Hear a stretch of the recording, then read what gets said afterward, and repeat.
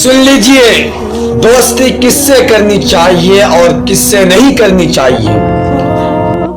सुन लीजिए मेरे प्यारे प्यारे भाइयों और दोस्तों, दोस्ती किससे करनी चाहिए और किससे नहीं करनी चाहिए।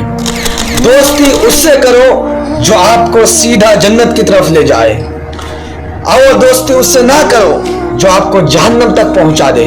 जैसे कुरान में अल्लाह ताला फरमाता है, ला यसअलु हमीमुन हमीमा। उस दिन कोई जिगरी दोस्त किसी दोस्त का काम नहीं आएगा।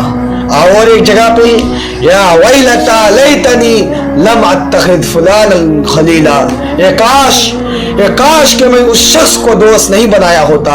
इसलिए दोस्ती उससे करो जो आपको सीधा एकदम डायरेक्ट जन्नत की तरफ ले जाए, जन्नत की तरफ ले जाए। खामोश रहना उस वक्त सबसे अक्लमंद फैसला है जब आप जान ले कि सामने वाला सीखने नहीं सिर्फ चीखने आया है।